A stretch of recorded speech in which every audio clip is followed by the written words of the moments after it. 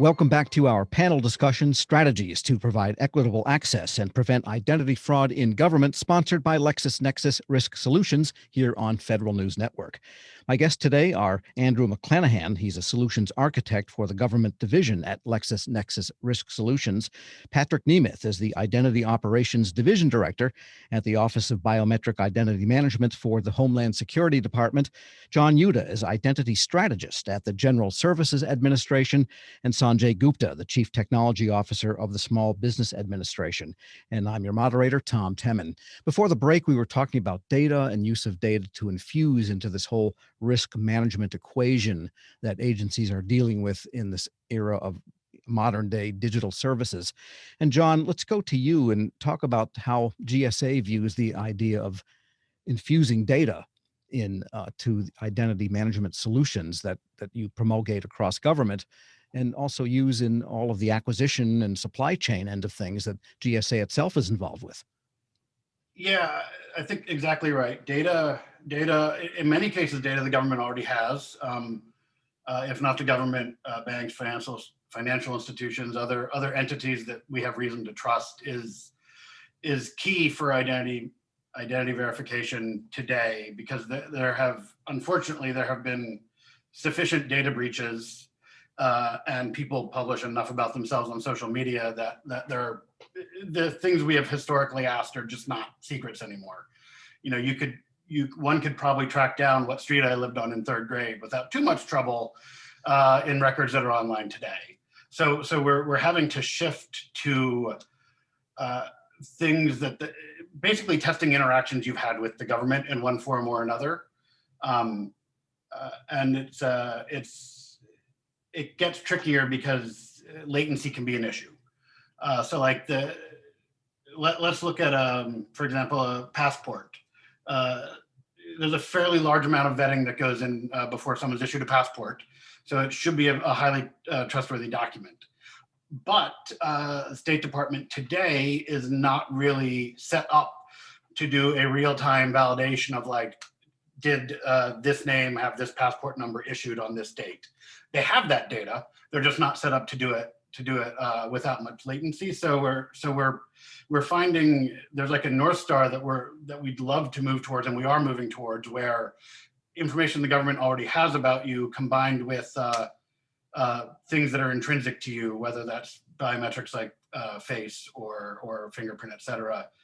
Like, that is the future. But for today, we're in this sort of awkward middle ground where we're sort of casting about for data that we can check rapidly, because if you're doing an identity validation online, you don't want to have to wait for a 3-day turnaround for us to go to state, say, is this in fact John Yuta's passport, et cetera.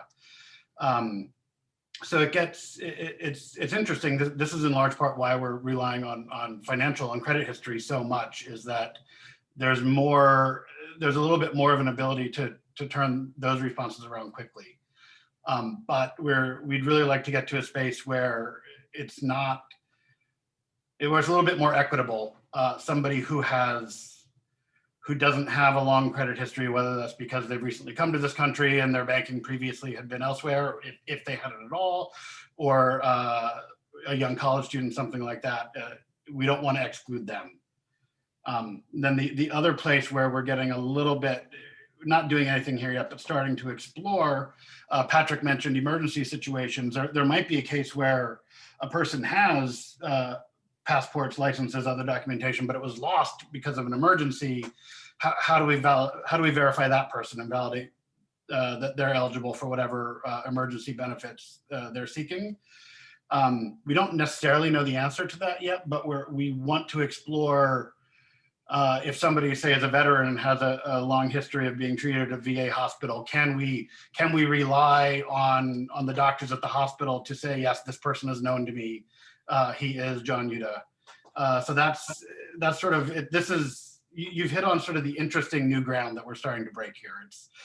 None of it's live today. Don't really know how long it'll take before we can use it, but that's kind of the space we want to get to. All right. Well, Andy, let me ask you then, because we've heard a lot of points about the data And this is an issue as people put more of their lives online for whatever reason that motivates them. You can verify facts and you can impersonate someone much more easily, between the connections on this or that social media platform, who they went to grade school with and this kind of thing. So, as a data provider, how do you explore ways to keep this stuff fresh and keep it verifiable and yet also secure as you try to keep ahead of the lava flow of all of this data that's out there for anyone to verify about anybody else? Well, great question. I think that the first thing is that we have to realize that there is no silver bullet in terms of accumulating the data and coming back with a red light, green light. It is evaluating all of that data that we have that's out there, and then coming back and then giving the people that are making decisions a informed, risk-based platform for which to make those determinations. Obviously, you want to take that decision making away as much as possible through policy decisions. For example, if something is coming in from a foreign country and we can recognize that through that they're coming in on a VPN or a proxy or something like that, and we're able to pierce that and to get a true geolocation of where that device is coming from, then that government program makes that policy decision that this is a stop decision, then that data can be used to make an informed decision and allow for greater capacity on those government programs for them to be able to use those resources to genuine clients and resources. I think that's an important aspect that we sometimes forget about. But it's more than just the social engineering. I mean, great point on that. The more data that's available publicly, the more data that's available to bad guys. And to the panelists' points, that information's in the dark web. It's available, and it keeps getting cheaper and cheaper, and it's available globally. So being able to identify what are some great data points that are going to help us with the trend of the moment, and realizing that identity information and the data behind it is not static. Email is a great example. I mean, Tom, I don't know when the last time is you changed your personal email address, but data behind that email address that shows that you've had that email address and it's been seen interacting in the commercial world as well as the government world, and it with known trusted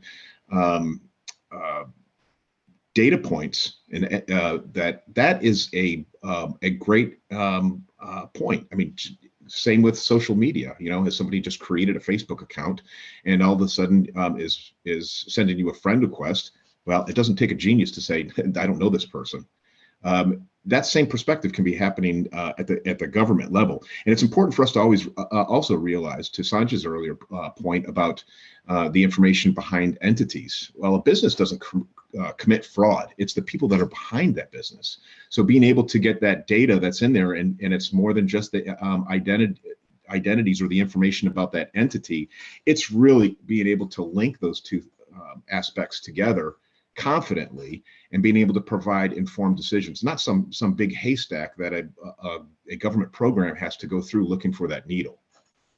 Interesting. Yeah. So there's two takeaways here, and I'm going to throw them over to Sanjay. One is that identity management and fraud prevention techniques, it's a moving target. It's a dynamic situation. You can't have a program or a plan and that's it for the next 10 years. And well, that's one idea. And the other idea is simply that you need to uh, have the level of risk appropriate to the particular situation. And as Sanjay also said, that there is the idea of the false negative as well as the false positive. So my question is, do you use the same techniques and the same data to identify the false positives, that is to say the stolen IDs, that you do for the ones that may not be stolen, or is it possible to bifurcate those two techniques? So great insights there by my fellow panelists in your question, Tom. I think the answer is you have to use multiple ways to do the validation. You can't rely just on any one single thing. And there's many aspects of this. So one aspect is the freshness of the data. And what I mean by that is, traditionally when these services were available, when I say traditionally, say 5 years ago, if you will, or before that, the freshness of the data that was being sourced through the service was, let's say, not very current. I'll just leave it at that, right? Today, as we know, things change very rapidly. And so one of the things I've looked at when I'm looking at these service solutions is the frequency at which that service provider of that service, whether it's credit validation, credit risk validation, identity validation, you fill in the blanks, how frequently do they refresh the data? Is the data available in their large data sets sort of as current as of today or yesterday, or it is a month old, a year old? Because a lot of things can change in that period of time. So there's a freshness aspect, right? And no two service providers tend to have the same model because harvesting data is an expensive exercise for them as well, right? But so that's one aspect. Now let me kind of hit upon some of the things that we've been using at SBA, and I think John had started talking about it, and I kind of want to pull on that thread a bit. Certainly, I believe that within the larger federal enterprise, data does exist in authoritative form in many locations. It's usually either a policy issue where you don't have access, or a latency issue, which I think we've all known about as well, and or some other restriction that prohibits easy access to it, like as in available through an API call as an example, because those systems were not necessarily designed with that in mind. Let me give you 3 specific examples of how we've been using it. And these are not just exclusive or comprehensive examples. I know, I think Andy talked about geolocation. So one of the things back in March of 2020 I implemented was, I was looking at the portals for all of our traffic that was coming into the SBA portals from, and I noticed that we were receiving traffic from overseas. And I said, well, that doesn't make sense. The programs for the nation's largest ever economic recovery initiative are designed for the continental United States. So guess what? I had a very simple tool in my tool belt. I said, I'll implement geofencing. What that simply means is IP addresses that were originating from outside the continental United States were simply blocked to even access a portal. And yes, some people will say, well, that's a simple a hurdle to overcome because you can spoof an IP address and that can show that you came from the continental United States. Absolutely, yes. However, at least it raised the hurdle for people who were not even eligible for this, or maybe potentially bad actors to even access our web properties in our portal. So that's one thing we implemented right on the get-go back in March of 2020. So 2 other things. I was going to think of it the way a locksmith would. Yes, any lock can be picked, but the more layers of protection you have, the bad guys will just move on to the easier target. There you go. Exactly. It's a very good analogy, Tom. 2 other things that we implemented, which sort of needed us to collaborate across agencies, is, for example, Treasury maintains a service called Do Not Pay. And so in essence, as the name would imply, for a variety of different reasons, they have collected and created a list of individuals and entities who should not be paid any government money. So we worked with Treasury to get access to this Do Not Pay list, if you will, as we were dealing with our programs in terms of grants and loans and loan guarantee programs. We started accessing the Treasury's Do Not Pay, if you will, service. We did have, and we continue to have, some latency and or scaling challenges there, but it's still something that we've been able to utilize. Certainly room for improvement. Same thing, IRS, the tax transcript is an authoritative source of information, right? And again, but there's been some policy things that initially were sort of hurdles, and then of course the scaling issue or the latency issue, if you will. So my point here is, I think there is an opportunity within the larger federal environment to be able to utilize these authoritative data sources. I think somebody talked about the State Department and the passport, if you will, right? There's a host of information available there as well, right? So I'm here to believe that there are many authoritative data sources that already exist in the government. There's 2 issues with that. One, policies need to allow access into that within reason. I'm not saying they'll be open and accessible to anyone and everyone. And 2, there are latency and scaling issues with them because traditionally these things have been set up in the traditional architecture. And if you're trying to sort of, run millions of transactions against those data sources, it becomes a scaling issue almost immediately. But I think it's a problem that's easily solvable in my view, at least. All right. And that leads to a question I'm curious about, and I'm going to ask Patrick Nemeth this question. What about there's a group of people, the Treasury and different agencies deal with, that they call the unbanked, or the people without the rich trail of information and living and jobs and the footprint of life that most people presume everybody else has, but there are large numbers of Americans that don't have a bank account, that may never have owned property. How do we deal with those and make sure, since part of the issue here is equity of access to different programs, what are some of the techniques to verify those folks that you've seen? That's an excellent question, Tom, and thankfully I haven't had to deal with it yet, as the department is primarily concerned with the borders and internal security type things. So we're not involved in that. But the irony that we see every day is that American citizens are willing to share a certain amount of their personal data in exchange for some benefit to them. Government is much slower catching up with that. And I have no end of attorneys and privacy officers and civil rights, civil liberties folks who prevent me from moving too quickly, rightly so, that we need to protect the data that we do have. But we do talk in terms of the future where we can blend all of the different biometric databases in some way, not necessarily physically, to allow better use to improve the interface between citizens and the department to provide its services. The challenge for us is we have a lot of data. Right now, I have about 270 million people in my database for biometrics, and access to a few hundred million more through the other departments and our international partners. But it's all based on, as I said before, anchoring that identity and assuring the identity going forward. And the pandemic has accelerated agencies' needs to do contactless operations, even remote access. And each one of those things introduces a little bit more risk.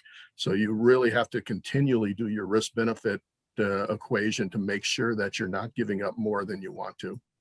All right. On that note, we will take a short break here. I'm Tom Temin. This discussion is strategies to provide equitable access and prevent identity fraud in government, sponsored by LexisNexis Risk Solutions here on Federal News Network.